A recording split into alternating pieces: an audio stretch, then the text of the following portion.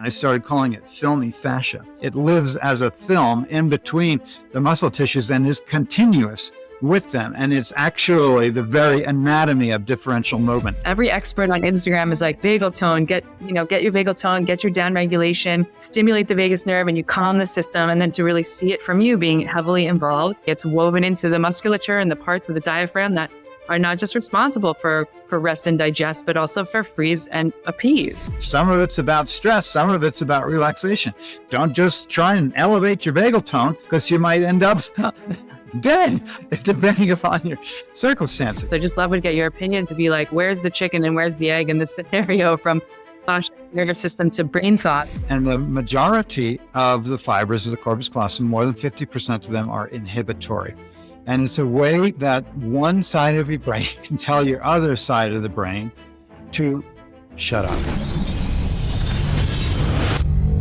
This is Willpower.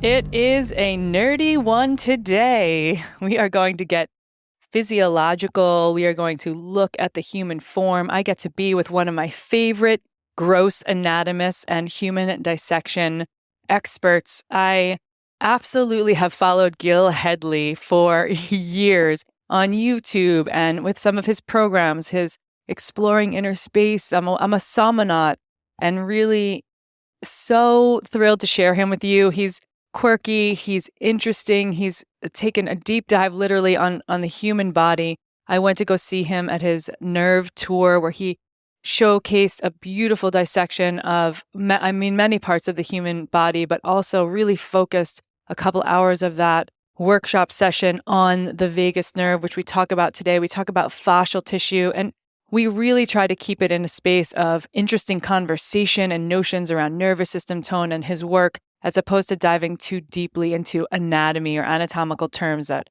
would be off-putting or not fun for your drive. So sit with me with Gil Hedley. He's been teaching integral anatomy via dissection labs and keynote events and lecture tours since 1995. He's created an approach to anatomy coherent with the holistic body philosophies of body explorers from various treatment modalities, as well as teachers from yoga, Pilates, and fitness industries, right? And this is where the rubber hits the road. This is where it's important that someone with his experience and what the work he's doing in showcasing integral anatomy is aligned with his former experience doing body work, being a Rolf, or being trained by some of the best in physical body work and the power of human touch, so that he understands tissue alive versus tissue post-mortem. So it's really a beautiful opportunity to sit down. If you haven't seen some of his stuff on YouTube, he has this beautiful dissection of the human heart called It's Not a Pump, It's a Vortex.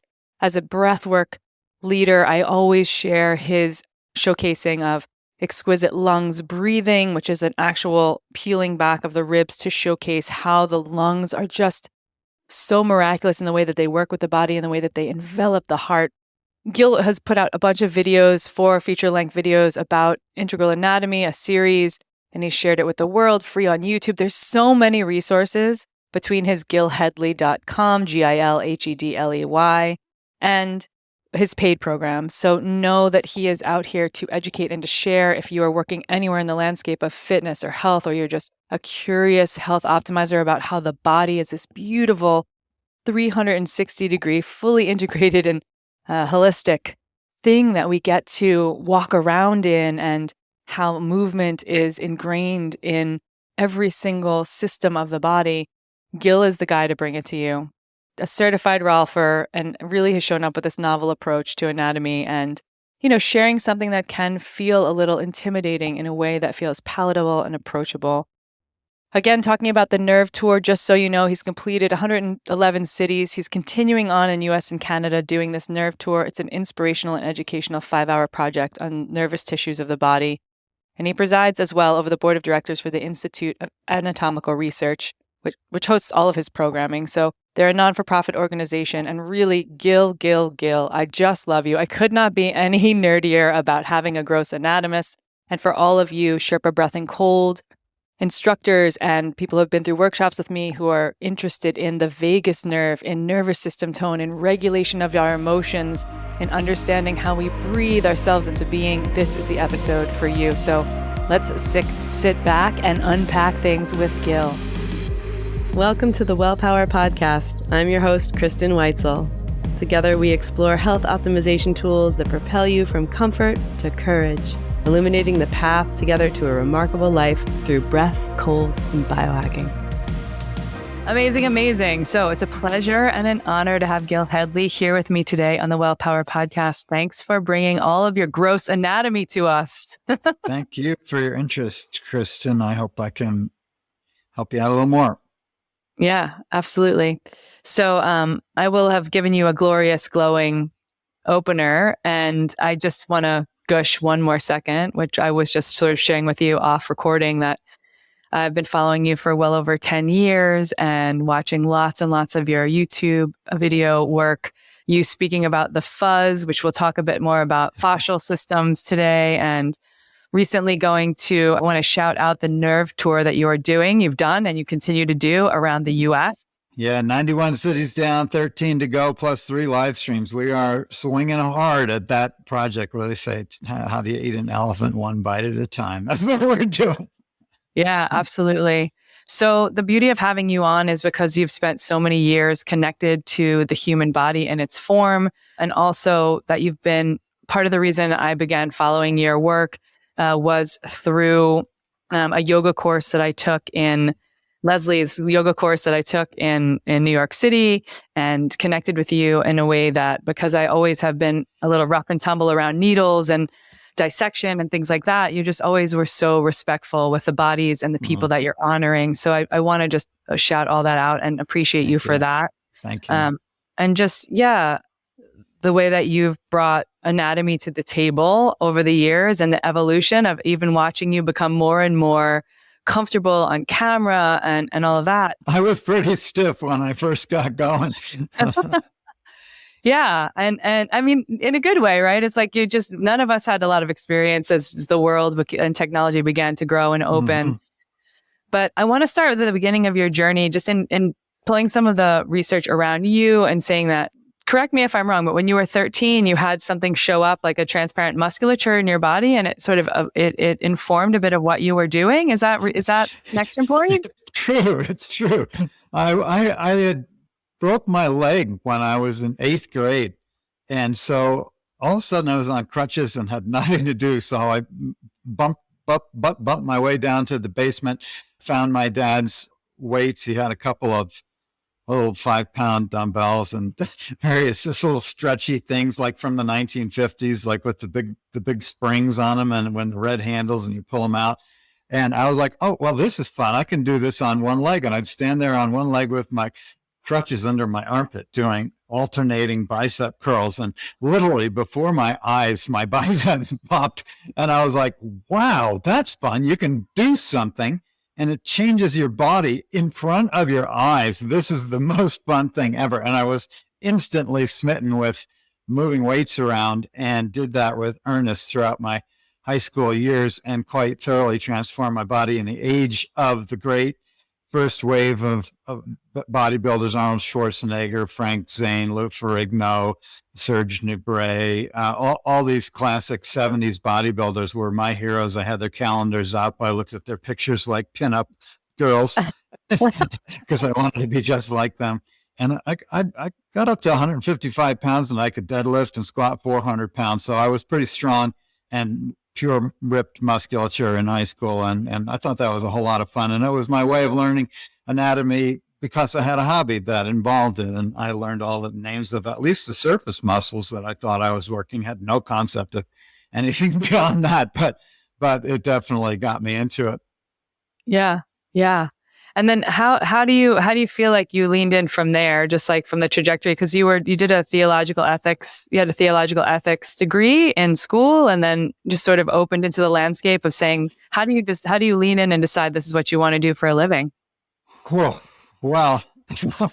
you try and get a job in theological ethics and see if you don't start scouting around for something else to do.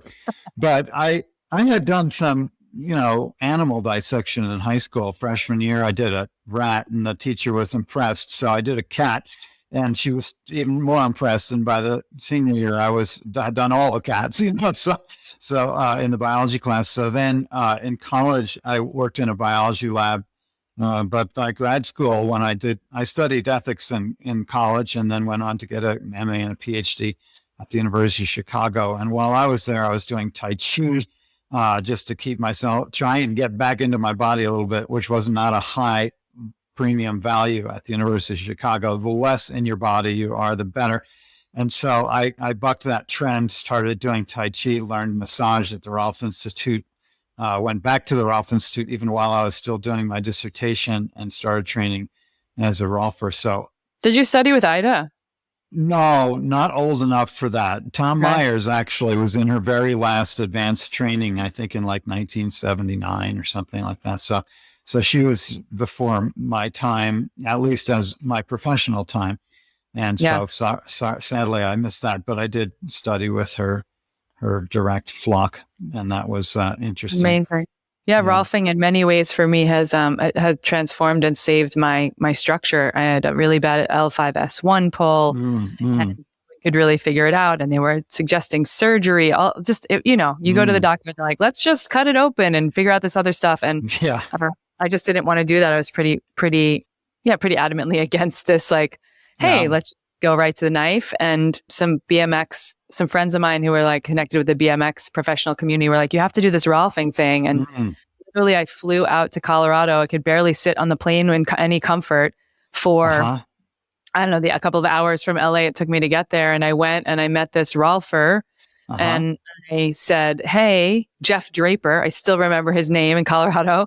And I was like, this guy looks like he's all of like 30 years old and young. Is he really going to be able to fix this? And, I made this terrible judgment in my head. And then in one session, he worked on me it was 90 minutes over the course of the whole thing. And I got out of the session and I walked around the block and I didn't want to call anyone because I felt like it was witchcraft because I jinxed it. I was like from a level 9 pain to a level 2 in one session. It was unreal. So Awesome. it's whenever I find people who have been studied in that, I like to be able to remind others to spread the word. And it's a different style of body work than massage, and it's so beneficial. So that's so cool that it's another layer of your background and expertise. And then you got to the point where you stop working outside bodies and you go into inside, right? The Rolfing was it was so inspirational to me. Rolfing was, and it made me extremely curious about what was going on inside there. I had already done a little dissection while I was in grad school, in med school. I had a friend in med school who, since I had studied at the Rolf Institute and learned a little anatomy, thought maybe I could help him out studying for his test. So I went into the lab with him a number of times at the University of Illinois, which was just downtown from us.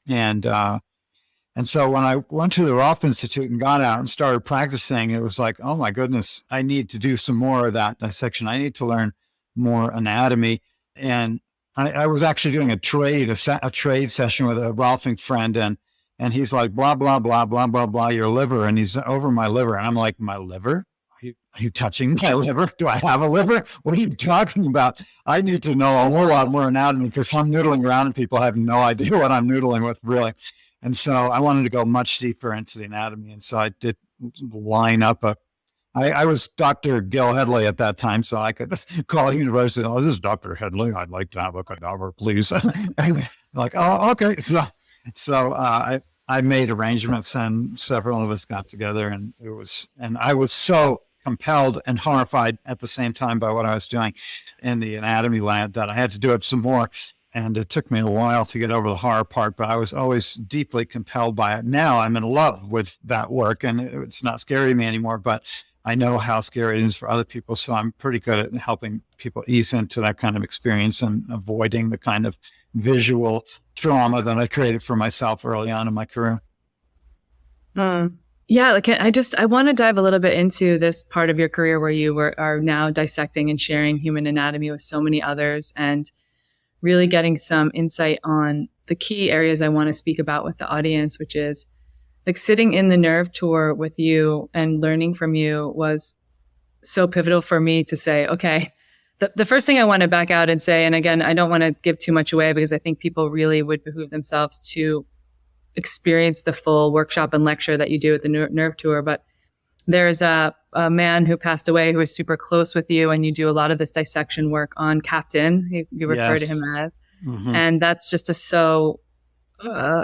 sort of like this sweet and bittersweet exploration, literal exploration of his body and the things that are going on in inner space for Captain. And the big pieces for me that you spoke a lot about was the bit around, you've always spoken about fascia and this interconnectedness. You talk about the nervous system and the tissue of the body being sort of like the mycelium forest of the human form, which I really love. And so I would love for you to explore a little bit of the conversation around this thing that's like one body, many textures, differential movement without separation.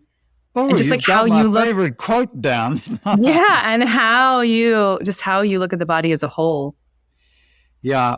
I mean, I was blessed by a holistic vision of the body through my time at the Rolf Institute. I was like, oh, these are holistic connection folks. They're into whole body layers. How interesting. I would love to see those whole body layers, because I'm I got to see it to believe it kind of guy. And I don't have a strong visual imagination in my mind. So I need to see the thing, show me the thing. And so somewhere along the line, I realized the only way to see anything in the body is to cut something, which is may seem obvious and even trivial at the first hearing. But we approach the body as a pile of things. That's how we learn it. We learn to name muscle tissues. We see charts of abstracted body parts, etc. We learn to name those parts, and that's how we learn anatomy. It's quite upside down in a sense, because we start with a whole. We are a whole, right? We come to it with a bunch of words. We cut it up to match the words, and then we think that the pile in front of us is what we are made of. It's an outrageous mistake. And so when you put a scalpel to the body, you take a step towards creating those mind constructs out of the whole. See the mind constructs, which are the parts, and then believe them. We forget the last step, which is to reassemble it all as a representation of reality. And so I dissect to feel the connections. I dissect to you pull things apart, and then you know how intimately they're bound and how they're continuous. And so I don't know where along the line, I think it was pretty early on, I was like, oh my gosh, it's just one thing, and I'm making all the other things. And that's kind of deep. If you can, and by that, you can just it's just one thing, one continuous being, but we're making it be a liver or a heart or a exactly, or even worse, the liver instead of Gil's liver or Kristen's liver. It's very personal. So see, that happens too. You make it into a pile, and that's the liver. And you forget that it's Gil's liver. And Gil and Kristen's liver are different, as different as our faces. And you can begin to appreciate that over time if you dissect with kind of an integral intention, with an intention to witness the whole, the continuities, the relationships, rather than to divvy it up into parts that everyone has, right? Because no one's got my liver. It's one of a kind. It's my very own liver. And it's a reflection of me. It's a microcosm of me. And so I'm very keen to keep on deepening my appreciation of the whole person, and to learn about the whole person even by exploring their diary, their body, a given person's diary. And then having studied that diary, now I know something about that person, but I got to go to another person to learn something about them. I can't just conclude. I can't conclude generally from the study of a given form or a given 100 forms or a given 1,000 forms. I have to keep on keeping on with appreciating the individual. That's where I'm at. Because the moment I start to know something about you, because I know something about someone else, I'm projecting I'm misrepresenting you. I'm reading you from the history within my mind. I have left your building and entered my head. And what good is that? How can I get to know you that way? Yeah. Yeah, that's profound for sure. And it's like and I have run an instructor certification program called Sherpa Breath and Cold, where we talk about breath work and cold exposure. And certainly we're not looking at the internal parts of the body per se, but we are looking at every single human form. I always say context is king. Like this person Thank shows you. up. That is the best. Context is king. You are so right. Yeah. Yeah. So it's like the person who shows up in front of you, even if they present one way, we can't just judge it. We have to ask the right pertinent questions. We have to probe a bit, and we have to watch their nervous system in space, which is just a thing that I think people get better and better and better at over time, is experiencing and exploring and watching people as they unfold from a nervous system standpoint. And absolutely. I think in speaking about the nervous system, I think it sort of leads us to this conversation around what you were originally calling the fuzz, which I love that old video, but that is like a fascial tissue of the body. And again, something that probably came from your background in Rolfing and all of that, but really you showcase it on some videos. And again, for anyone who's listening, I just want to say that Gil's videos are, if you're open to watching human cadaver on video, it does give you like the third or fourth wall of separation, and everything is so tastefully done and so intrinsically it's incredible to see the intelligence of the human body like you never would imagine it is. But I would love for you to speak a bit about fascia, because I think there are plenty of people that are like, oh, we know what fascia is kind of now, but like then really understanding that people are talking about it as being a part of the gateway to the nervous system, and how that not just like stuff or fuzz to clear away. Sure. So we defined a fascia as an aggregate of connective tissue that can be cut into a sheet, basically. So there are like aponeuroses and planes of tissue in our body, or apparent planes of tissue. We can cut them into planes of tissue. It's fibrous matter, but it comes in glorious variety. And I didn't know that leaving the Rolf Institute. I knew there was fascia, but I didn't know what variety there was under the rubric of fascia. That I had to figure out through dissection. So some fascia is kind of slippery and membranous. Some fascia is very dense with very regular fiber patterns in it. We call that dense, regular fibrous fascia or deep fascia. With the membranous fascia, I call perifascia. There are fatty fascia, at least by certain styles of nomenclature. So I do include, the whole layer of subcutaneous adipose as a fascia, because there's an aggregate connective tissue that I can dissect with a knife into sheets. So it counts, although it doesn't meet some European standards for what a fascia is. But so we have sort of fatty coverings, we have membranous coverings, we have extremely regular fibrous coverings, and even those regular fibrous coverings come in glorious variety. So you can have, say, 3 layers of fibers and overlapping with each other. You can have 2 layers. You can have 1 layer, depending upon where you are in the body. So there's all these. It's the gristle. That's what they called it in the old books. It's gristle. So when you're having that steak and the meat is delicious and you're chewing and chewing and chewing on something else, that wouldn't be fascia, because it's so fibrous it doesn't necessarily yield to your teeth, although it will yield to your stomach acid if you just go glug.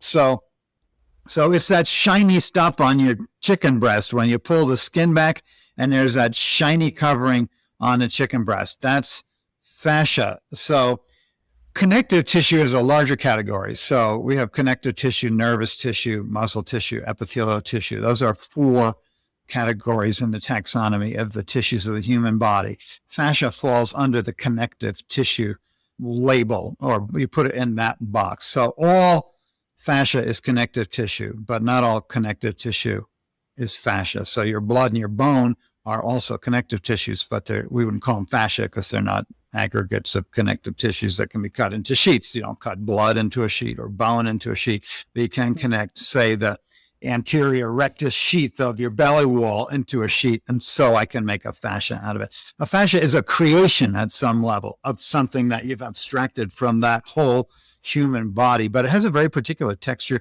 You can feel it. You can pick it out from a crowd.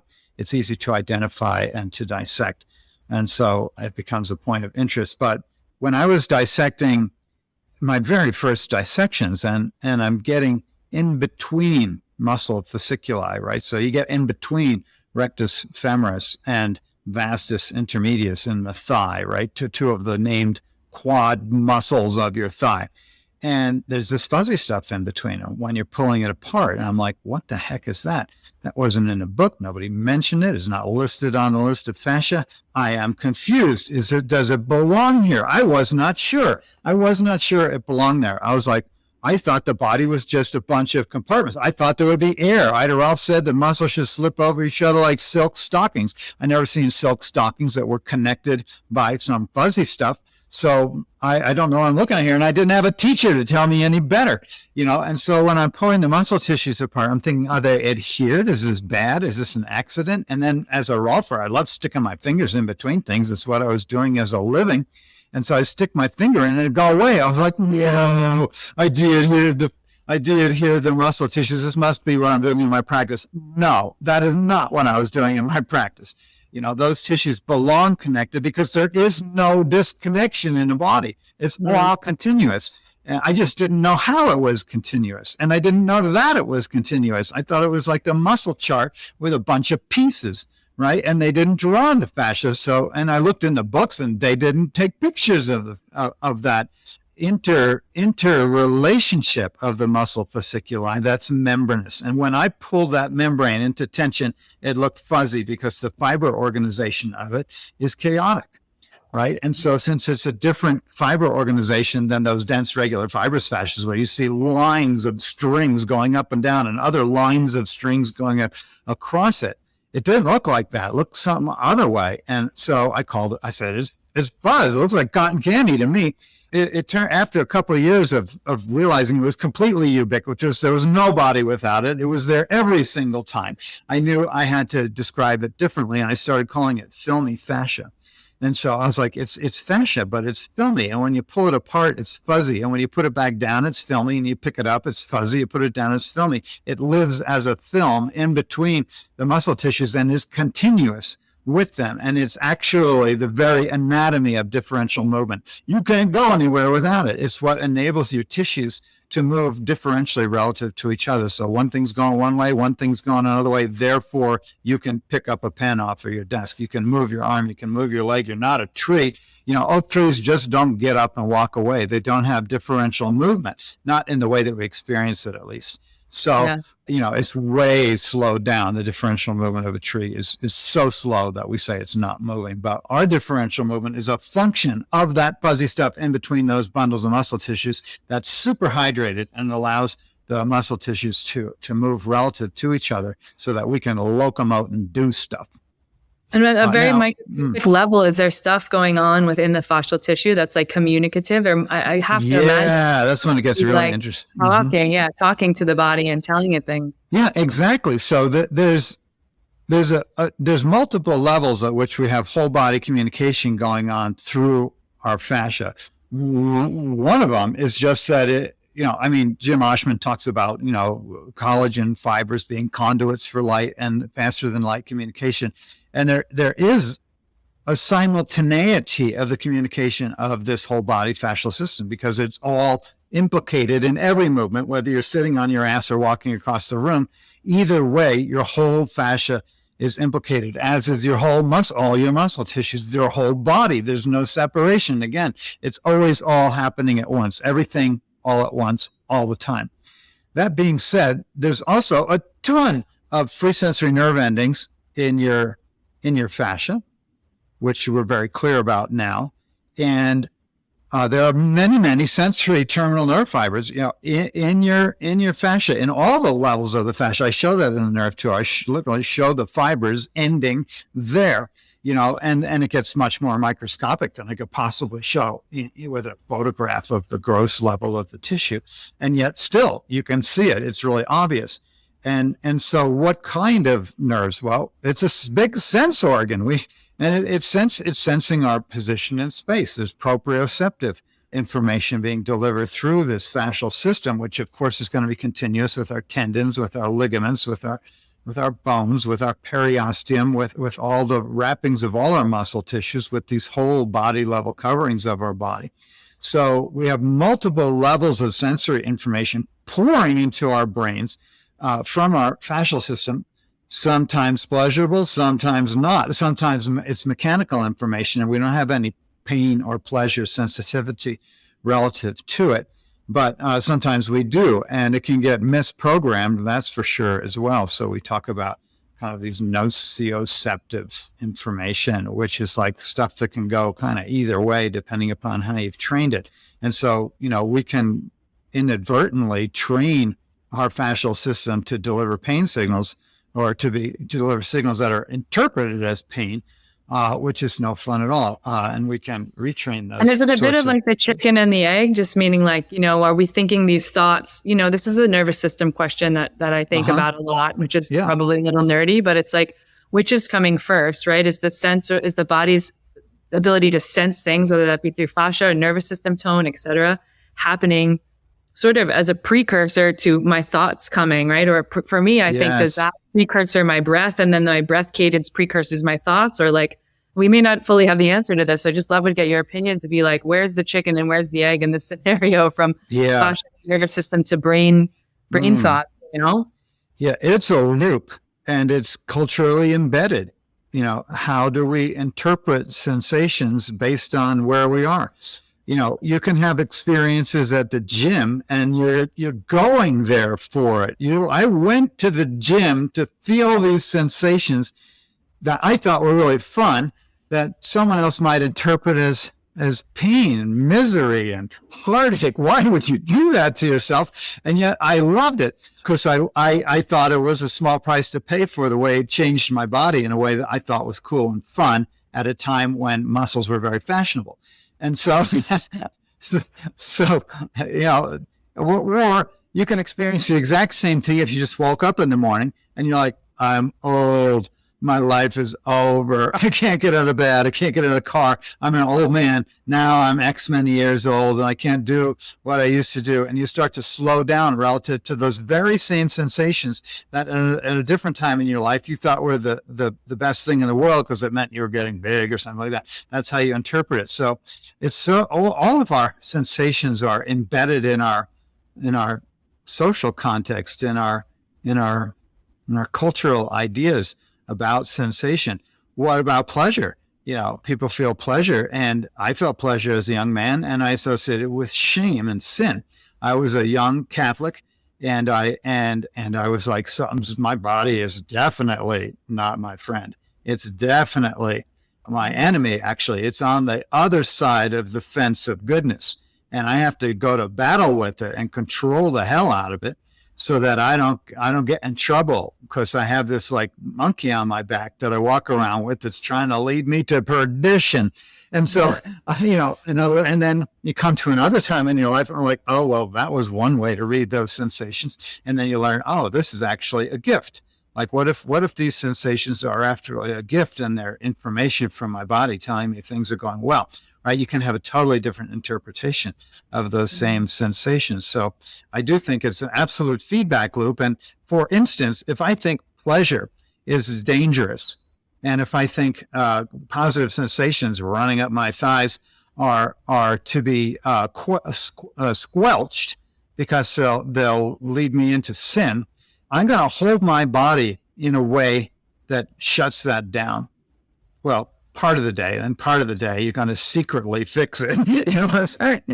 Yeah. So, but if I have a sense that, oh, there's pleasure in my body, and that's actually a opportunity to move relative to that, to let my legs move, my hips move, my torso move as I walk down the street without fear. It's not like I'm trying to seduce anybody. I'm just alive. I'm vibrant. I'm enjoying my body, right? There are totally different ways that our entire nervous system, right, will recalibrate based on what we think of those sensations. Mm-hmm. It's an endless loop, and it doesn't end with one conclusion, because after a while you get bored with that and then you do something else if you're a growing person, so you do your best for a while and then you learn something and you do your best some more and your nervous system recalibrates and can recalibrate. It's the beauty of the human nervous system. It can recalibrate over and over and over again. It's never too late. Yeah, that's a beautiful reminder for people as well. I've been navigating some anxiety for the first time in my life. And as the breath and the cold is all helpful. And also remembering that I'm sort of calibrated that anxiety into my sphere, right? This is like the constructs or the things or the happenings in life, and that we can rehab our nervous systems, right? I think many, many years of living in a hypervigilant state that might have been learned from parental units or, my grandmother or what have you. And then how can I unpack the story that goes along with this, and that's sort of this interesting thing. And then you talk about the unity of human form. It's also about our thoughts and our feelings and the other things that come to play, come to pass. Magnesium Breakthrough. I love the name of this product from Bioptimizers. Now, Bioptimizers has been supporting this show since the launch of WellPower. So that's also the code. When you go to Bioptimizers, you can get Magnesium Breakthrough or any of their supplements you can add to the cart. You've heard me talk about many, and also the solo soda I have on magnesium and its importance in human optimization. You can go and check out that episode if you want more insight. But Bioptimizers has made a full spectrum magnesium formula. It is their number one seller for a reason. And inside this Magnesium Breakthrough, all of the 7 types of magnesium they use are helping you with digestion, glucose levels, carbohydrate utilization, calming your muscles, pushing you through recovery faster than ever before, promoting restful sleep, and balancing your stress response, so de-stressing your body. Magnesium is such an important supplement, and I want you to check out the Bioptimizers brand of Magnesium Breakthrough. Use code WELLPOWER. Save 10% or more when you put it in your cart, anything you get from Bioptimizers, and support the show, support them, and support, most importantly, your body's overall well-being. I want to launch a bit into the vagus nerve because that was sort of a massive part of the nerve tour that was just mind-blowing for me. Why was it mind-blowing? Well, here's the thing, because I'm going to say this. Of course, I know a lot about the vagus nerve because, nothing compared to what I sat and learned in your workshop. But I knew a lot about the vagus nerve because it has become in fashion in the breathwork community and on Instagram to really speak about vagal tone, down regulating you. And this, like this over and over and over again, it's talked about, and to really see some of the dissection images and to have you enlighten people, and what I'm going to ask you to enlighten the listeners now in a much more intelligent way than I would. What I really loved and what blew my mind was to really say, okay, we're all saying, everybody and every expert on Instagram is like, vagal tone, get your vagal tone, get your down regulation, stimulate the vagus nerve, and you calm the system. And then to really see it from you being heavily involved and saying, hey, I'm looking at this body. It's woven into the musculature and the parts of the diaphragm that are not just responsible for rest and digest, but also for freeze and appease. And to me, the stress responses, upregulatory responses. So that's why I say it was mind-blowing. And sometimes I will mention the tour and be like, don't forget, or when I'm leading these trainings, that it's the vagus nerve is not just about that. It's about all of these systems because the body is a whole unit. And people, oh yeah, of course. And I'm like, you don't get to say of course, because no one is really talking about this at the depth of level that you are, Gil. And so I just want you to expound a bit upon it because it's not so one-dimensional, right? Thank you. No, it is not one-dimensional at all. And I have learned so much from Captain, but also from Stephen Porges giving me ideas about what to look for while trying to document the vagus nerve. So can you talk more about that? You read his stuff and then you talk to him and you're like, I'm going to go look for this thing. Yeah, exactly. That's how I did it in the very beginning. I read Barral's books from the Barral Institute, Jean-Pierre Barral. I read his books and I was like, I want to see that stuff he's talking about.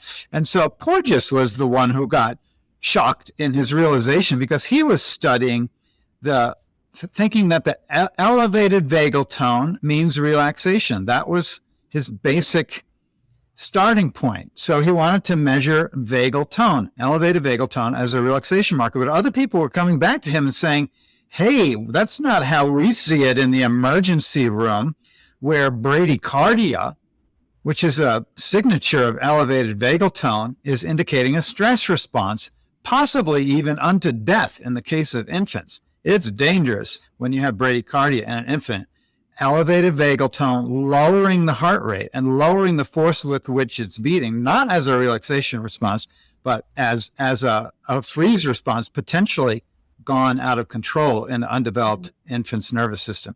So he was like, whoa. And that's why he calls it polyvagal theory. It's like there's many ways that the vagus nerve is expressing itself. It's kind of like we say snow, but in Greenland, they've got 35 words for it, right? Do you mean slush? Do you mean frozen snow? Do you mean sleet? What do you mean? Is it fluffy? Is it puffy? Can you walk through it? Do you get stuck? How much pressure does it put on your thigh when you walk through it? But they got a million words for that substance there. And we, at the moment, have this one friggin' word, vagus nerve, for a huge bundle of fibers coming from a bundle of different nuclei as well as ganglia. And we take all that huge pile of stuff and call it vagus nerve. And then people say, this is what the vagus nerve is, just the same way they do with fascia. This is what fascia does. And I'm trying to say, no, fascia does so many different things and has so many different expressions in the body. And they're not all the same. Some are about movement, some are about stabilization, and they're both fascia. Opposite sides of the coin, right? Same with vagus nerve. Some of it's about stress, some of it's about relaxation. Don't just try and elevate your vagal tone, because you might end up dead, depending upon your circumstances. So you want to be a little more discriminating in the language you use and sophisticated a little bit, so we have maybe more words for what the vagal complex is doing in our body. And when we come up with a fad or a trend in anatomy, it's happened throughout my whole career. It's exhausting. It's the psoas. The psoas is God. The psoas is everything. No. It's quadratus lumborum. Quadratus lumborum is the root of all evil. No. The root of all evil is the piriformis muscle. Once you've gotten piriformis straightened out, your life is going to be so much better. Now it's the vagus nerve. Right now, the vagus nerve is trending, I like to say. You go on YouTube and there's vagus nerve. 5,000 videos hacking the vagus nerve. And are they really? People send me these videos and I'm like, oh my gosh. You know, they're like, if you touch here, you're going to stimulate the vagus nerve. Like, oh, come on. It's your whole body. You can only touch the whole body. And if you saw what it took me to dissect the vagus nerve out of this spot of the neck, you're also stroking your sympathetic trunk and your sympathetic ganglia. So why is this stimulating the vagus nerve? You know, it's a little stroking of your neck is stimulating a little stroke here, stimulating the vagus nerve. Why isn't it stimulating your sympathetic trunk? Why isn't it stimulating the sympathetic ganglia there?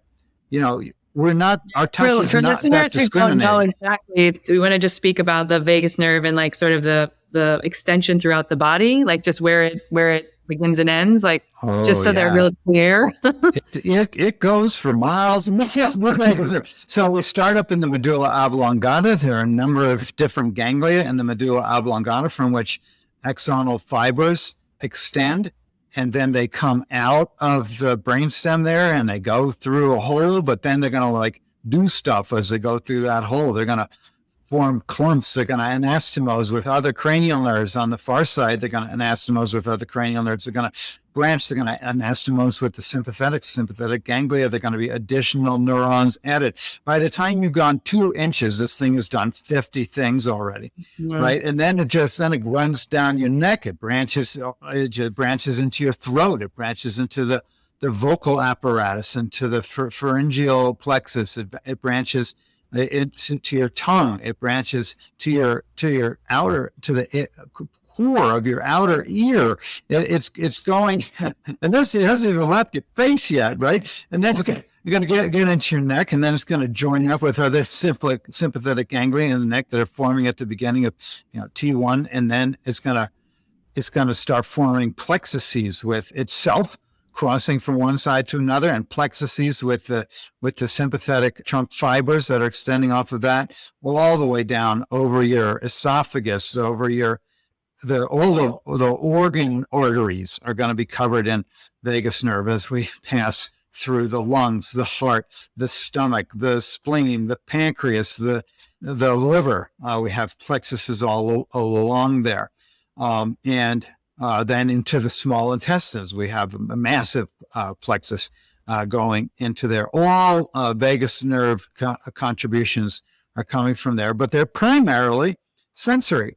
So there's not like that vagus nerve is the boss of the world.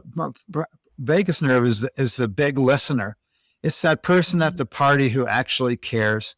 And when someone speaks, it listens. And everyone there is getting listened to by the vagus nerve. It's concerned about you.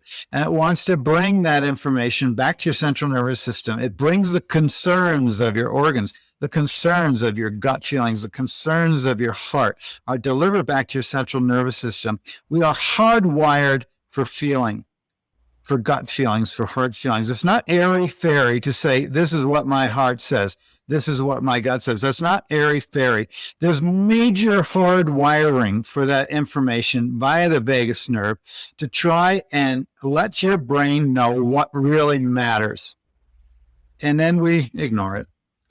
So, Chris, we've been We're trained following down through the diaphragm, through the organ structure. How far does it go into the lower trunk of the body? That's a fair question. And I get emails from people just begging me to tell them that the vagus nerve goes to their toes, that the vagus nerve goes to their uterus, that the vagus nerve goes to their bladder, their penis, their testicles, their ovaries. Now, I can't prove that. And no one has so far. Not as far as I can tell. Not from the research that we did. And we did a lot of research. We dug and dug and dug. You go into Complete Anatomy right now. It's a computer program. I'm not asking you to do that right now. I'm just saying, if you have Complete Anatomy on your computer, it'll say, oh yeah, vagus nerve goes down to the pelvic organs. And then now don't stop there. Look at the footnotes. We read the footnotes. It footnotes this one book. We had the book in the lab. We go to the page that it says it on. It said the opposite. Wow. We looked up another footnote. There's an article that Google couldn't find. If Google can't find it, I don't know. I'm not so sure about it. You know what I'm saying? In other words, there was literally, you couldn't find this article. I don't know. Was it written on the back of a napkin at a restaurant, this article? I have no idea. But all I can tell you is the two references that Complete Anatomy had for the vagus nerve going to the pelvis led nowhere. Now, there is research there. We found one article that was on vasectomies, and it was saying that they had tracked nerves that were accidentally cut during vasectomies and that they went back to the vagal nuclei. But the way that they did it was they set a virus loose on that nerve, and it had to track up, and it ended up in the vagal nuclei. To my mind, there's 50,000 different ways that it could have ended up to the vagal nuclei following that track because there's so many plexuses along the way. There's so many overlapping tissues. So I wasn't convinced by that one article. Maybe it's true, maybe it's not. I'm not saying that they won't find that the vagus nerve does go to the pelvis. They very well may find that it goes down to the pelvis, but we just don't have a whole lot of evidence for that right now, although people really want the vagus nerve to go everywhere. The old anatomy books, basically, and even the new ones, the ones that you would learn from now if you went to school, would say that the vagus nerves goes to the foregut and the midgut in embryological development. And the midgut ends around the splenic flexure. So where your colon starts descending and becoming the descending colon, the sigmoid colon, and the rectum, we kind of have run out of vagus nerve. It only made it to the splenic flexure. I have talked to other people who really wanted to go down to the pelvis who say, well, maybe it does that developmentally. Maybe it keeps on going and it extends itself as we mature because all of our organs are mature and things keep growing and extending. And maybe it doesn't get to your pelvis until adolescence. Mm. That would be so cool if they showed that. But I haven't seen it yet. And I would be the first one to jump up and down because I also want the vagus nerve to go everywhere. I can see plausible pathways whereby it could extend down into the pelvis, right? Because again, the tissues are continuous and the plexuses are continuous. I showed that in that one video. I showed the intermesenteric plexus going between superior mesenteric and inferior mesenteric. It also goes to the testicular and ovarian plexuses. So there's very plausible pathways for the vagus nerve to keep going. But they just haven't seen it there yet. And so, yeah. And I can't follow it as a gross anatomist. I can't get past the solar plexus, because it kind of plugs in there. And then it's just this crazy ass ball of yarn that I can't untangle as a gross anatomist. So I'm relying on other people's information anyway at that point. Calling all coaches, all therapists, all doctors, all people in the world of healing that want to expand their coaching capacity and their toolkit. I noticed as I was working through the health optimization landscape, two modalities that worked more effectively and efficiently than any other when they were combined, and that is breathwork and cold exposure. And sure, you've heard a lot of these guests on the podcast speaking about these tools, and I post all over social media how much I love and revere them to be able to celebrate ourselves. And what I want to encourage you, if you're working with other people, is to expand your coaching, your guiding, your facilitation kit with these two tools. And because I noticed this gap in the marketplace where there was methods and styles and specific directive energy in the breath and cold space, but there was no one who was really saying, hey, let's talk about all of it. And let's talk about the most important thing, which is context, right? And if context is king, then safety is queen. And we need to make sure we're taking care of people in the process of breathing themselves into being and really feeling into our greatest capacity in the cold, which is this amazing experience that I want you to undertake more and more, and then be able to guide people safely, effectively, with a dash of fun through breathwork and cold exposure. So sherpabreathandcold.com, there is an instructor training there. So sherpabreathandcold.com/instructor certification. You can come along, work with me and my master team, spend 2 days with us together, really applying these tools and just knocking it out of the park as you begin to layer the work in with people that you care about, people in your community, and perhaps clients that you may be working with and facilitating, so that they can all work through and learn how to heal themselves faster, right? That's why we're here. That's why we're facilitators. And I want to work with you. So come and check it out. Learn all about breathwork and all about cold exposure, both science and benefits, and the ways that you can apply these to the people in your life. I'm so stoked about these practices. And it's really from my heart that I speak to you to say, join the merry band, will you? Sherpa Breath and Cold.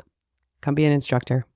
And if people are talking about wanting to stimulate vagus nerve for down regulation, are there any ways that we can more internalize that there is some actual truth to it, like, humming to be able to like stimulate Absolutely. Yeah, there's a million ways to down regulate your nervous system, but why do we have to say it's the vagus nerve? I know. It's down regulating. If you watch this, the ultimate hack for, if you want to call it the vagus nerve, because vagus nerve has basically become a stand-in word for being calm, happy, and healthy and regulated. If we just said, how do we become calm, happy, healthy, and regulated? Just spend a few seconds blowing the breeze over your lips. Just blow the breeze over. Feel the breeze on your lips. Doesn't that feel nice? Oh, a bird. Look at that pretty bird flying through the air. Now, we don't have to call that a vagus nerve hack. That's the trendy, obnoxious part. Right? Yeah. We can just say, put your feet in the grass. It feels good. There's so many ways that it doesn't have to be so reductive and make it about a thing. The vagus nerve, which is many, many, many, many nerves from several nuclei branching to many, many, many different places. Why don't we just talk about humans relaxing? Yeah, that'd be nice.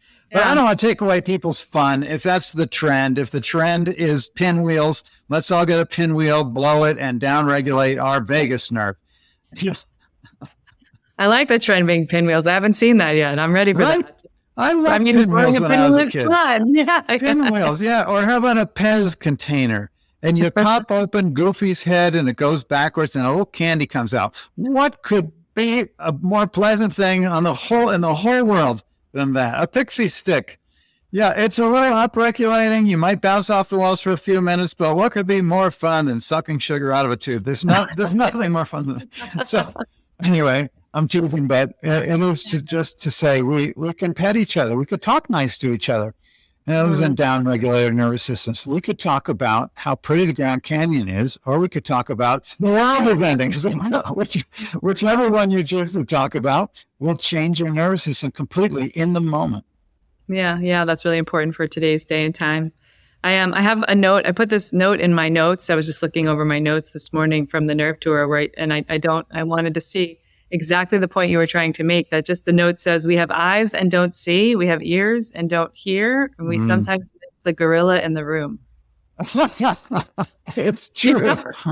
So can you expound upon I took the note and I was like, highlighted it. And then I was like, what? I don't know the context that we were talking about. The context of it was my discussion of hemispheric differences and the different kind of ways of witnessing and processing the world that are represented by our right and left hemisphere. So there are real hemispheric differences. They function differently.